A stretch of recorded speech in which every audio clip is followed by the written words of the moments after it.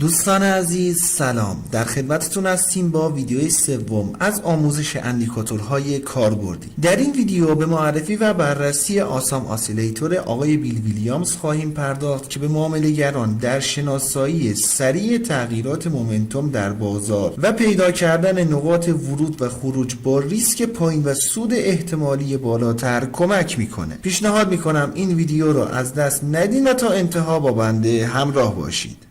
آسام آسیلیتور به جرئت میشه گفت یکی از بهترین شاخصهای سنجش مومنتوم در بازار هست که ظاهری شبیه به مکدی داره اما با کمی تفاوت جزئی. در رابطه با مکدی ما در ویدیوی شماره 17 از آموزش گام به گام تحلیل تکنیکال به صورت کامل بهش پرداختیم. لینک ویدیو رو براتون در بالا و در قسمت توضیحات ویدیو قرار میدم. پیشنهاد میکنم اگر به صورت کاملا اصولی با مکدی آشنا نیستین حتما به ویدیوی مربوطه مراجعه و تماشا کنید. ما در اون ویدیو با اندیکاتور GTS مکدی پلاس آشنا شدیم که یه اندیکاتور سفارشی سازی شده هست. برای درک جزئیات اسیلاتور آسام هم این اندیکاتور مناسب تر هست چون ما مکدی دیفالت متا تریدر این امکان برامون وجود نداره.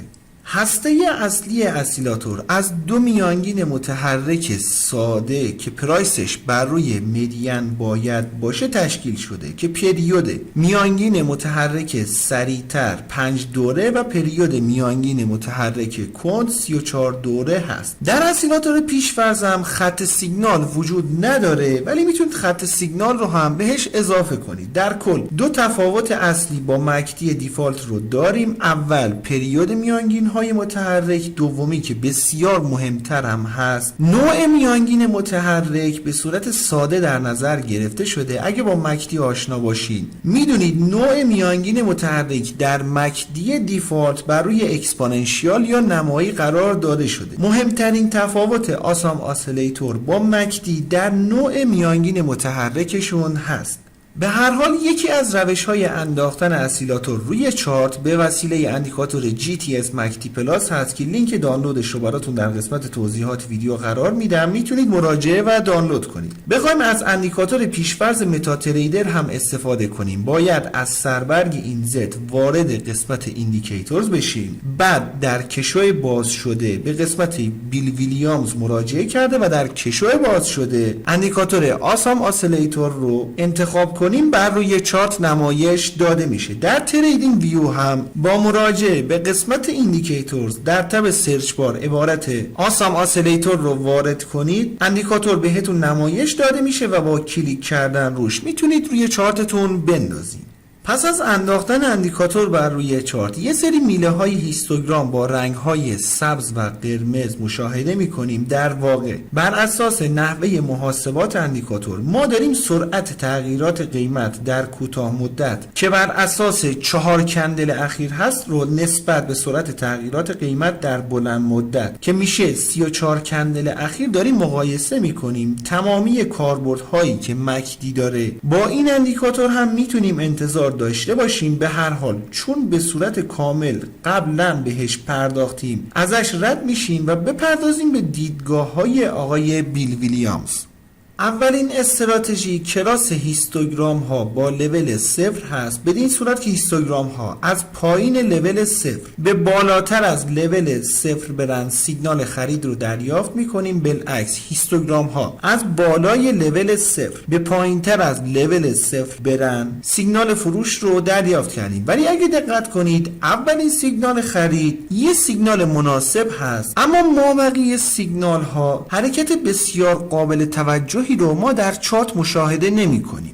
برای فیلتر کردن این چنین موارد و دریافت بهترین سیگنال های ورود به معامله آقای بیل ویلیامز تاکید بسیار زیادی روی اندیکاتورهای تمساح و فراکتال داشته. اگر دقت کنید زمان صدور سیگنال خرید دهان تمساح در حال باز شدن به سمت بالا بوده که بعدش یه فراکتال نزولی شکل میگیره قیمت حرکتش رو آغاز میکنه. بخوایم خیلی محافظه‌کارانه باهاش برخورد کنیم باید منتظر تشکیل یک فراکتال نزولی باشیم، ولی اگه بخوایم ورودی سریعتر به معامله داشته باشیم، با مشاهده سیگنال خرید اسیلاتور بایستی به حالت خطوط تمساح هم توجه داشته باشیم، در صورتی که هم جهت بودن اقدام به معامله کنیم. به فرض مثال در این قسمت که سیگنال فروش داشتیم، دهان تمساح در حال بسته شدن بوده. اینجور مواقع در ویدیو اول دوره مطرح کردیم که ممکنه تمساح به خواب فرو بره و یه حالت رنج و خنثی رو در ادامه شاهد باشیم که این اتفاق افتاده، یا اینکه سیگنال خرید بعدی در شرایطی صادر شده که خطوط به هم چسبیدن. سیگنال فروش بعدی هم مثل قبل خطوط اندیکاتور تمساح خیلی به هم نزدیک هستن و تمامی این موارد فیلتر میشه. ولی اگه به سیگنال خرید اولی دقت کنید، خطوط پس از یه فاصله بسیار کوتاه که به همدیگه نزدیک شده بودن دارن از همدیگه فاصله میگیرن و مانند موارد قبلی نیست. بنابراین اهمیت اندیکاتور تمساح بسیار زیاد هست. اگه فرد محافظه کاری هستین، اندیکاتور فراکتال رو هم میتونید برای تاییدیه بیشتر به کار ببرید. برای آشنایی اصولی و کامل با این اندیکاتورها هم پیشنهاد میکنم پلیلیست اندیکاتورهای کاربردی که لینکش رو براتون در قسمت توضیحات ویدیو قرار میدم رو پس از پایان این ویدیو حتما مراجعه و تماشا کنید. ویدیوهای بعدی این فهرست پخش رو هم از دست ندین.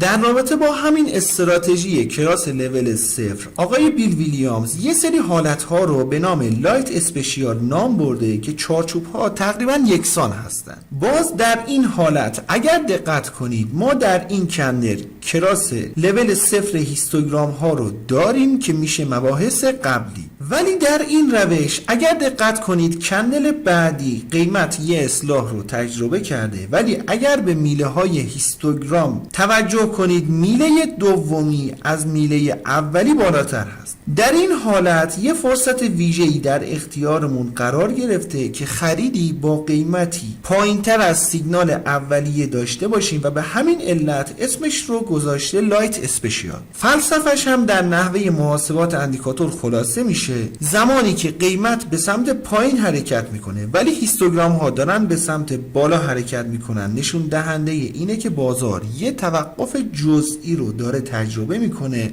ولی مومنتوم نسبت به گذشته در حال افزایش هست. بنابراین در صورتی که سایر فاکتورها مثل اندیکاتور تمساح یا فراکتال تاییدش کنن، میتونیم انتظار یه حرکت قابل توجهی رو در مارکت داشته باشیم. برای حالت نزولی هم بالعکس هست. برای اینکه زمان ویدیو طولانی نشه دیگه بهش نمیپردازیم.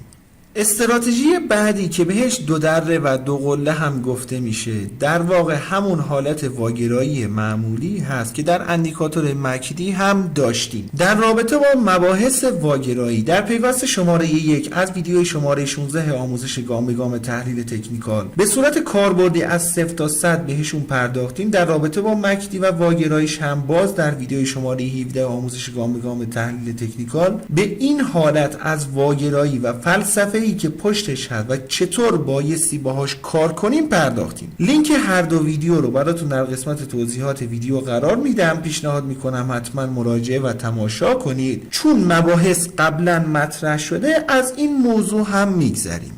در نهایت آخرین استراتژی که بهش میپردازیم استراتژی نلبکی هست که این استراتژی معمولا کمتر در بازار مشاهده میشه ولی استراتژی مناسبی. در این استراتژی ما به 3 تا میله هیستوگرام نیاز داریم که در یک حالت صعودی میله های 1 و 2 بایستی به رنگ قرمز باشن و میله سوم به رنگ سبز باشه. در صورتی که چنین موردی مشاهده بشه، سیگنال خرید رو دریافت کردیم، میتونید در کندل بعدی وارد معامله خرید بشین. استاپ میشه پایین این دره اصلاحی، تارگت هم حالا 1 تا 2 برابر استاپ. نکته این استراتژی اینه که باید به این صورت شماتیک رو ما مشاهده کنیم. اگر به فرض مثال مثل این موارد بیشتر از 2 میله قرمز رو ما داشته باشیم، استراتژی فالس میشه. باید شماتیک دقیقاً مثل همین موردی باشه که خدمتتون عرض شد. ضمن اینکه برای یه حالت صعودی تمامی میله های هیستوگرام بیلیام باید بالاتر از لول 0 و در فاز صعودی باشند. در یک حالت نزولی بالعکس تمامی میله ها در یک فاز نزولی باید تشکیل بشن.